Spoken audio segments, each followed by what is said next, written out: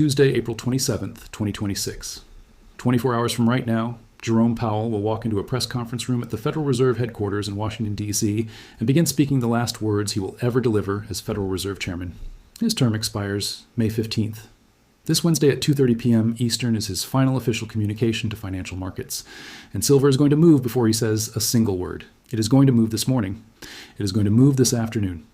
And it is going to move tonight based on everything the market learns from today's consumer confidence data, from today's COMEX delivery notice release, from the BOJ press conference results that hit at 2:30 a.m. this morning, and from the 7 separate central bank positioning decisions that institutional money is making right now, Tuesday morning, ahead of the most consequential 48-hour window in silver's 2026 history.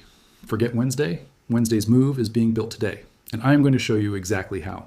Let me start with the Bank of Japan result that happened while most of you were sleeping, because the BOJ's 2 a.m. Eastern decision and Governor Ueda's press conference at 2:30 a.m. have already set the tone for Tuesday's silver session, and almost nobody in the retail silver community has processed what happened. The Bank of Japan held rates unchanged at 0.75%, exactly as consensus expected.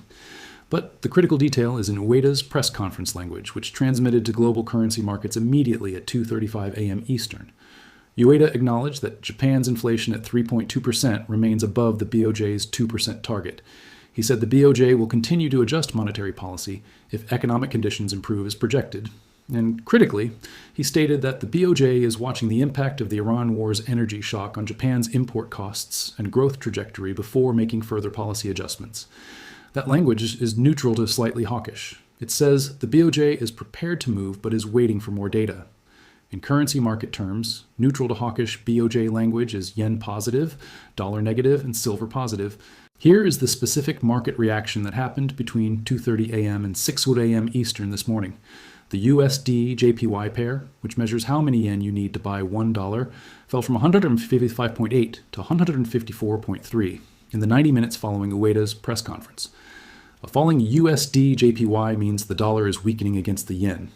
The dollar index dropped from 98.5 to 97.9 in the same window. Silver, which had closed Monday near $76, gapped up to $77.20 to $77.50 in the overnight session as the dollar weakened. When U.S. traders arrived at their desks this morning Tuesday, silver was already 1.5% higher than Monday's close. The move had already happened, and anyone who was not positioned before 2:30 a.m. was chasing the open. This is exactly the scenario I outlined Monday. The BOJ decision moved silver overnight, and the retail investors who went to sleep without positioning are now deciding whether to buy $77.50 silver that was available at $75.50 yesterday. But here's the critical information for the rest of Tuesday. That overnight $1.50 to $2 gain is the easy move. The hard move, the $3 to $5 move that makes or breaks this week's positioning, comes from 3 events that are still ahead of us today. Event 1 is the Conference Board Consumer Confidence Index, which releases at 10 a.m. Eastern this morning. Event 2 is the COMEX delivery notice data for the first day of May first notice day deliveries, which publishes approximately 3:30 p.m. Eastern this afternoon.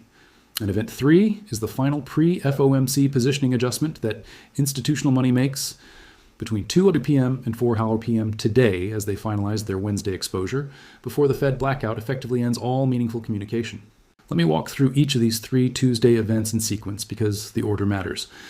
The Consumer Confidence Index at 10 a.m. is the first major economic data release of Super Week that can surprise the market in either direction.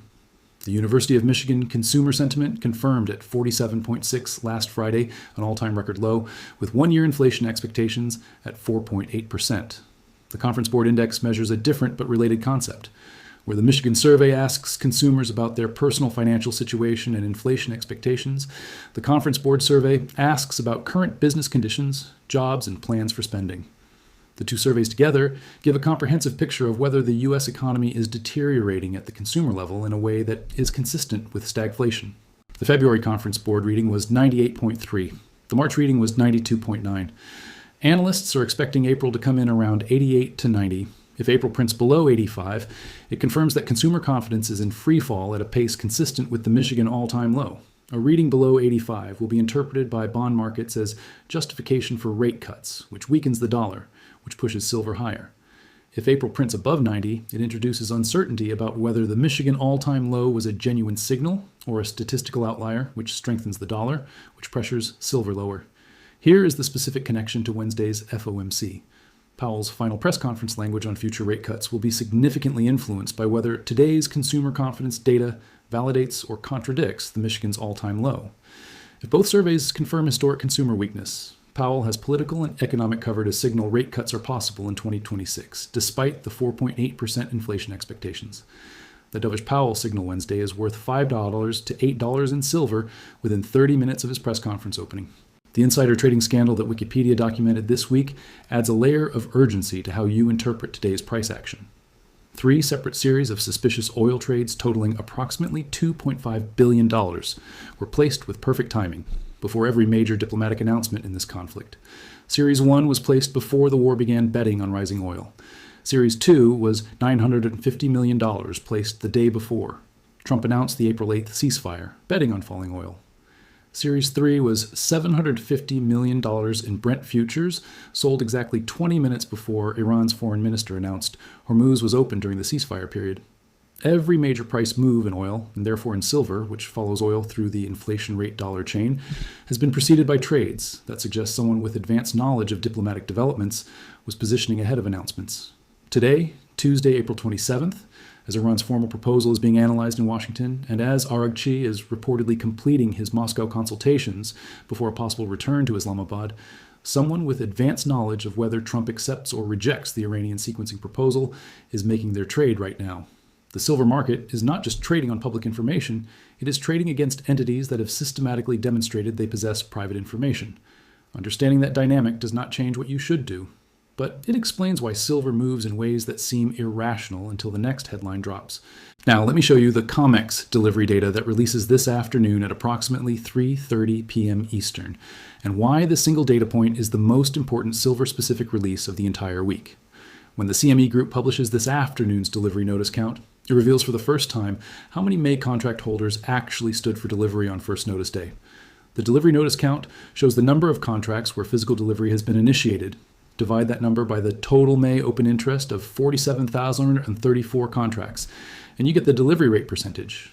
If the delivery rate is below 5%, which is the historical norm, silver will trade largely on FOMC positioning this afternoon. If the delivery rate is between 5% and 10%, which would be elevated but manageable, silver will see modest upward pressure as the market acknowledges above normal delivery demand. If the delivery rate exceeds 10%, which would represent 4,703 or more contracts demanding physical delivery, the silver market will face an acute stress signal because 10% delivery on 235.2 million ounces of open interest represents 23.5 million ounces demanded from a registered vault holding only 76.88 million ounces. That scenario would drain 30.6% of registered inventory in the first delivery cycle alone. The January 2026 precedent showed that 33.45 million ounces were withdrawn in 1 week during a stressed delivery month. If today's delivery notice count suggests we are heading toward a similar January level drain, silver's paper price and physical price will both spike this afternoon as the market begins pricing a potential delivery dislocation. Here's the specific number to watch at 3:30 p.m. The CME publishes delivery notices as a raw count of contracts. Multiply the contract count by 5,000 ounces per contract to get total ounces in the delivery queue. Historical normal for a standard delivery month is 500 to 1,000 contracts on the first notice day, representing 2.5 million to 5 million ounces. January 2026's stress delivery began with several thousand contracts on day 1. If today's count exceeds 2,000 contracts, it is a yellow flag. If it exceeds 4,000 contracts, it is a red flag. If it exceeds 6,000 contracts, it represents 30 million ounces in the delivery queue on day 1 alone, exceeding the January precedent and triggering immediate market reaction. Watch the CME website at 3:30 p.m. and cross-reference with the gold, silver.ai and FX Street updates that typically publish within 30 minutes of the CME data release. Now, let me give you the macro data overlay that makes today's consumer confidence release more important than any single conference board reading in the last 2 years. The real interest rate situation in the United States right now is this. Federal funds rate is 3.5%. Michigan confirmed 1-year inflation expectations at 4.8%. Real rate equals 3.5% minus 4.8%, which equals negative 1.3%. Negative real rates of negative 1.3% are the most powerful fundamental driver of physical silver demand in economic theory. But the Fed is not officially acknowledging this calculation. The Fed uses actual CPI data, currently 3.3%, to calculate real rates at positive 0.2%. The gap between what the Fed is using for its real rate calculation and what consumers are actually expecting is 1.5 percentage points. That gap is the most important number in monetary policy right now because it represents the degree to which the Fed's framework is out of alignment with economic reality as consumers experience it. When that gap closes, it closes in one of two ways. Either the Fed raises rates to match 4.8% expectations, which would require a 1.5 percentage point hike to 5%, creating a genuine recession and eventually negative silver momentum. Or actual inflation rises to meet the 4.8% expectations, which would make the Fed's 3.5% rate genuinely accommodative and create the negative real rate environment that launches silver's next major leg higher. The conference board data this morning tells you which scenario consumers believe they are living in right now. Here is the global central bank picture for the 48 hours that matters most. Tonight was the BOJ. Wednesday at 9:45 a.m. is the Bank of Canada, expected to hold at 2.25%. Wednesday at 2 p.m. is the FOMC, a 99.5% hold. Wednesday at 2:30 p.m. is Powell's last press conference. Wednesday evening is Brazil's Copom, expected to cut from 14.75%. Thursday at 7 a.m. is the Bank of England, expected to hold at 3.75%. Thursday at 8:15 a.m. is the European Central Bank, expected to hold at 2.15%. 7 central banks in 72 hours. The Brazil Copom cut is the one that carries the most silver implication that nobody is discussing. When Brazil cuts from 14.75%, it reduces the interest rate differential between Brazilian assets and U.S. assets. That narrowing differential reduces the attractiveness of holding U.S. dollars specifically to capture the carry trade spread between U.S. and Brazilian rates. Lower dollar demand from carry trade mechanics is dollar negative. A dollar negative is silver positive. Brazil's cut Wednesday evening is a mechanical tailwind for silver that will arrive during the same session as Powell's final press conference, creating a double-barreled dollar weakness event. Let me now give you the IEA data that dropped this week and that every silver investor needs to understand in the context of today's price action. The International Energy Agency officially characterized the Hormuz disruption as the largest energy supply shock on record. Global oil supply plummeted by 10.1 million barrels per day in March 2026 alone, falling from 107 MBD to just 97 MBD. Physical crude oil surged to near $150 per barrel at peak, while paper futures traded far below that level, creating what the IEA called an increasingly acute physical futures disconnect. Singapore middle distillate prices hit all-time highs above $290 per barrel. Oil demand is expected to contract by 80,000 barrels per day in 2026, the first demand contraction since COVID, and the IEA head described the situation as the greatest global energy security challenge in history. Now here is the specific silver connection from the IEA data that nobody has articulated yet. The IEA documented that physical crude oil hit $150 per barrel, while paper crude futures traded far below that level. That physical paper divergence in oil is the exact same dynamic that is building in silver right now. COMEX paper silver is at $76 to $77. Shanghai physical silver is at $90. The spread is $13 to $14 per ounce, representing an 18% to 19% premium that physical buyers are paying over the paper price. Oil proved that when physical supply is genuinely constrained, physical prices can diverge from paper prices by 40% to 50% or more for sustained periods. Silver's current 18% to 19% physical paper divergence is not at the extreme. It is at the early stage. And if the same dynamics that drove oil's physical paper gap apply to silver, the direction of resolution is clear. Physical silver moves toward $90, not COMEX silver moves toward $90 paper, not physical silver moves toward $76. The paper price moves toward the physical price, and the paper price moving from $76 toward $90 is an 18% gain from today's level. Here is the sulfur shortage story that the IEA data confirmed and that connects directly to silver's supply deficit in a way that 0 mainstream outlets have reported. The IEA noted that the Hormuz closure has caused a significant disruption in the global supply of sulfur, with Gulf countries accounting for roughly 45% of global sulfur supply. Sulfur is essential for copper smelting. Approximately 70% of global silver is produced as a byproduct of copper, zinc, and lead smelting. When Gulf sulfur cannot be exported because Hormuz is blocked, copper smelters globally face input shortages. Smelters that cannot source sulfur at economical prices reduce throughput or shut down temporarily. Lower copper smelting throughput means lower silver byproduct recovery, and lower silver byproduct recovery deepens the already 46.3 million ounce annual deficit that the Silver Institute projected for 2026. The sulfur shortage is a hidden supply destruction mechanism inside the energy shock that adds to the structural silver bull case in a way that will only become visible in production data 2 to 3 months from now. Now let me address the Iran proposal that was submitted yesterday, Monday, and that is being analyzed in Washington right now. Iran submitted a new proposal via Pakistani mediators calling for extending the ceasefire to allow progress toward a permanent end of hostilities while deferring nuclear negotiations until the U.S. lifts its blockade of the strait. This sequencing, ceasefire extension first and nuclear negotiations second, is structurally different from all previous Iranian positions, which demanded simultaneous progress on all issues. The sequencing approach is more negotiable because it separates the issues into stages that can be discussed independently.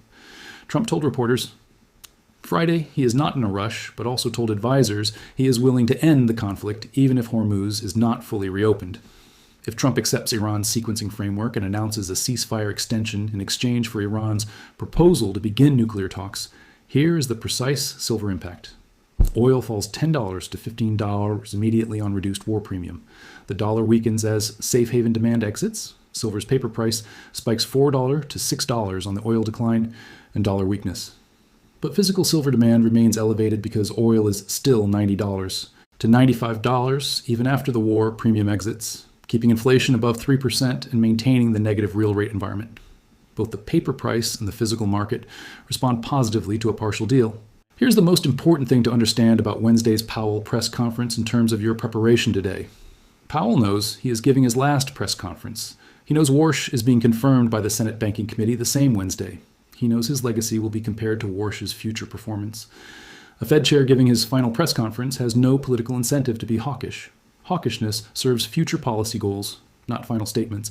Powell's incentive structure for his last press conference is to provide honest assessment of economic conditions, including the stagflation risk that Michigan's 47.6 all-time low and 4.8% inflation expectations confirm. An honest assessment of stagflation risk is implicitly dovish, because stagflation is exactly the environment where rate cuts become necessary to prevent recession, even while inflation runs hot. Powell signaling dovish nuance in his final press conference Wednesday will be the most powerful single silver catalyst this week. And today's consumer confidence data at 10 a.m. is the data point that either gives him cover to be dovish or forces him to be hawkish. Silver is trading at approximately $77 to $77.50. Today, Tuesday, April 27th, 2026, up from Monday's $75.55 open. That overnight gain from the BOJ's neutral to hawkish language already represents a $2 move.